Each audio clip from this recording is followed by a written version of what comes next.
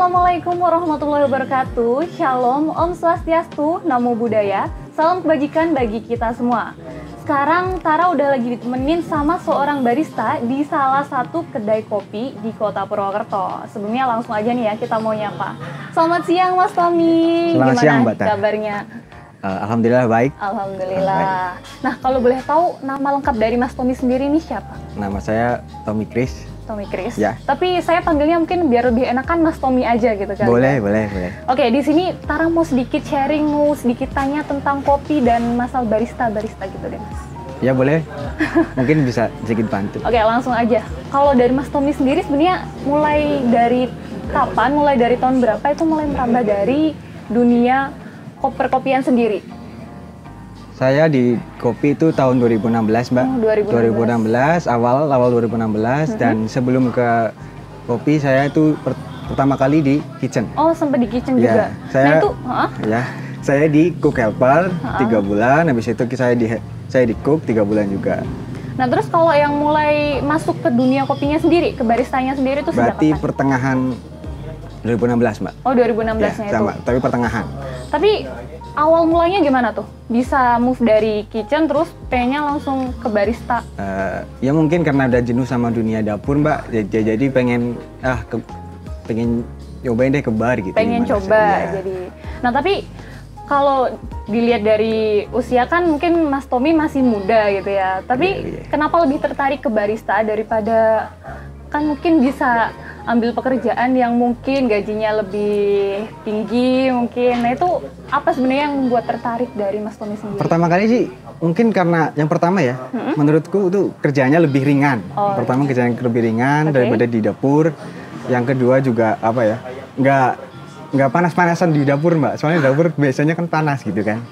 Jadi lebih ke move ke barista gitu. Oke, ke barista. Nah, tapi selama 5 tahun ya jadi dari 2016? Ya kalau sampai sekarang ya. Nah, selama 5 tahun itu kira-kira adakah kesulitan atau mungkin tantangan selama menjadi barista selama ini, Mas? Wah, itu banyak sih, Mbak. Banyak kan kalau tantangan banyak banget. Soalnya kan kopi itu apa ya? Luas, Mbak. Luas. Iya. Luasnya gimana tuh luasnya? Aduh, gimana? Jadi banyak yang harus kita pelajari lagi loh, Mbak. Oh, Jadi ya, banyak yang mesti didalemin, digali gitu. iya, betul. Kalau mau ngomong secara rinci juga takutnya salah gitu kan. Jadi Tapi kalau misal Mas Tommy sendiri nih belajar kopinya tuh otodidak atau ada yang ngajarin atau dari tempat-tempat atau gimana itu, Mas? itu dulu saya ke tempat-tempat, Mbak. Saya pertama kali kerja di kitchen itu kan sebelum jadi ke bar itu saya ke kedai-kedai di Purwokerto. Sekitar ada 20 kedai saya datengin semuanya. Jadi ceritanya udah kayak Pengen belajar lah ya, itu. belajar. Dan akhirnya ketemu sama orang yang mau terbuka tentang kopi itu gitu loh. Jadi itu udah terlanjur nyaman juga di dunia kopi, jadi diterusin gitu. Betul sekali. Oke. Nah, terus kalau kesulitan tantangannya itu kira-kira dari Mas Tommy sendiri? Mungkin tantangannya dari aku sendiri tuh apa ya? Pertama dari ngulik kopinya tersebut.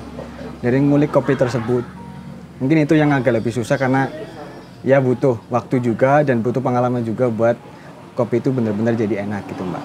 Nah, ngomongin tentang kopi enak nih ya Mas. Kalau bagi saya kan ya maksudnya masih orang awam lah biasanya. Jadi paling kalau misal ke kedai kopi, nongkrong, bukan yang ngerti banget tentang kopi, cuma sekedar menikmatin aja. Tapi sebenarnya kalau dari kayak jenis biji mungkin atau cara penyeduhan itu sebenarnya adakah yang spesial atau yang rekomen dari Mas Tommy sendiri? Apa sih sebenarnya beda-beda dari tiap bijinya, rasa-rasanya itu gimana? Sebenarnya banyak metode ya, khususnya manual brewing. Manual brewing itu banyak sekali metodenya.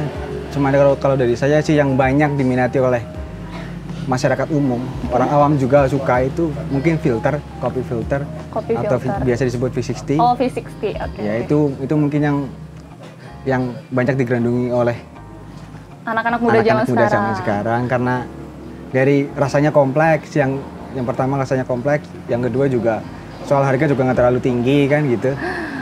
Nah, tapi kalau misal ngomongin tentang kopi enak, kalau buat Mas Tommy sendiri kopi yang enak itu tuh yang rasanya kayak gimana? Kopi enak. Kalau menurut saya sih kalau kopi yang enak itu asal asal kopi itu nggak bateri aja mbak. Nggak bateri, jadi Ya. Jadi yang masuk ke mulut itu yang masuk ke mulut itu benar-benar kopi loh, nggak cuma air doang. oh gitu. ya, jadi nggak terlalu banyak airnya. Ya ya. Tapi kalau misal buat Mas Tommy sendiri nih, kopi itu sebenarnya kayak dari rasa sendiri itu yang cut mungkin atau yang gimana, manisnya pas, asam apa gimana itu? Adakah kopi yang rekomen dari Mas Tommy sendiri kalau buat kita pemula di penikmat kopi? Mungkin itu apa ya? Ya itu tadi mbak, saya bilang kopi filter itu bisa yang gimana itu rasanya, jadi kayak kan pahit, setiap masing-masing daerah punya ciri khas masing-masing, punya karakter masing-masing, dan bagaimana cara buat barista itu mengolah kopi tersebut mbak, gitu. Dan juga ada proses dari roasterinya tersebut, cara menggoreng lah. Menggoreng? Iya. Oh, jadi biji kopi itu sebelum diracik dan lain-lain itu digoreng dulu? Iya, di roasting ya namanya. Oh, roasting. Roasting. Dan ada tiga ciri khas roasting itu mbak, ada tiga.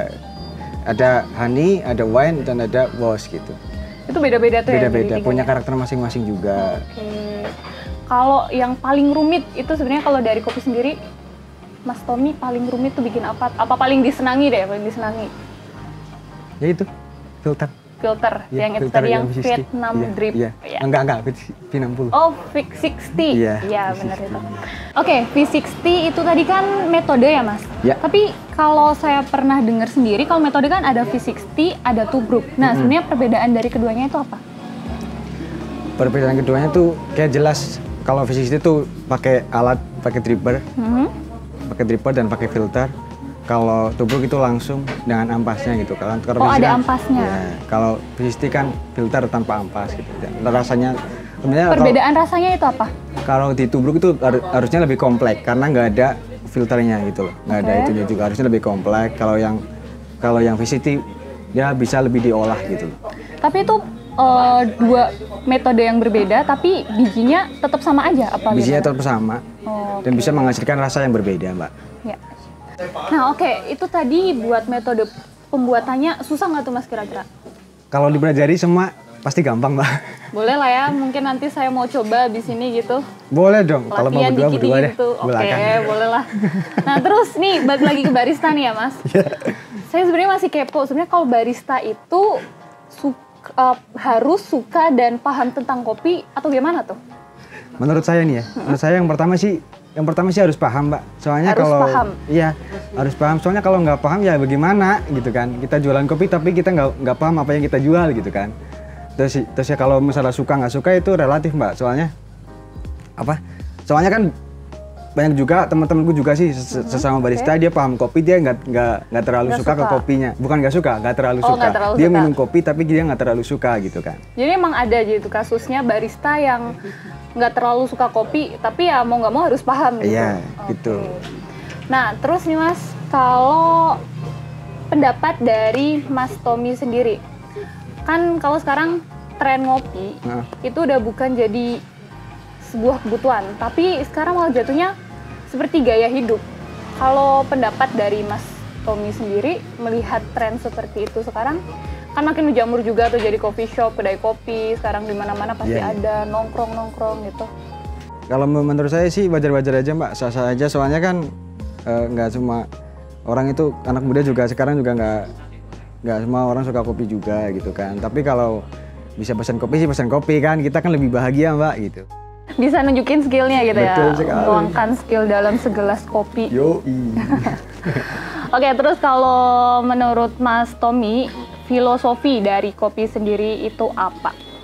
Sebenarnya kalau dari saya sih nggak terlalu nggak punya filosofi tersendiri buat diri saya. Cuma kalau menurut saya kopi itu menenangkan, Mbak. Menenangkan gitu.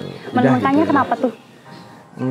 Menenangkan gimana ya, kita ya menenangkan aja, Mbak. Soalnya kalau minum kopi itu udah tenang, Mbak. Itu udah damai gitu, santai gitu. Jadi seteguk gitu langsung damai gitu. Nggak punya filosofi tersendiri, Mbak. Gitu aja. Oke. Soalnya kan kopi itu enak kalau dia menemukan penikmatnya gitu. kopi bertemu dengan pasangannya. Iya. Atau Semua kopi penikmat itu kopi enak. bertemu dengan kopinya gitu. Oke Mas Tommy, boleh nih saya minta pesan-pesannya dari Mas Tommy buat teman-teman yang ada di rumah yang mungkin mau mulai belajar kopi tapi masih takut salah. Ya kalau menurut saya sih nggak perlu takut salah dan mulai aja dulu Mbak. Oke, Iya. asik. Mulai aja dulu. Yoi. Oke. Ya, mungkin cukup sekian Mas Tommy udah mau sharing dengan Tara Oke. dan meluangkan sedikit waktunya. Ya semoga aja pokoknya nanti kedepannya Mas Tommy bisa lebih sukses Amin. dan bisa tercapai semua keinginannya sebagai Amin, barista Mbak. atau Terima apa kasih. itu. Amin, amin, amin. Ya udah, gitu Mas. Ya, Cukup sekian. Terima kasih dari Tara. Terima kasih juga, Mungkin Mbak lain Tara. kali bisa disambung lagi ya. Boleh. Oke. Nah, mungkin cukup sekian tadi sharing kita dengan salah seorang barista di Kota Purwokerto. Dan ingat pesan dari Mas Tommy tadi, buat kalian yang mau mulai belajar kopi, jangan takut salah, tapi mulai aja dulu. Tara pamit, cukup sekian. Wassalamualaikum warahmatullahi wabarakatuh. Bye!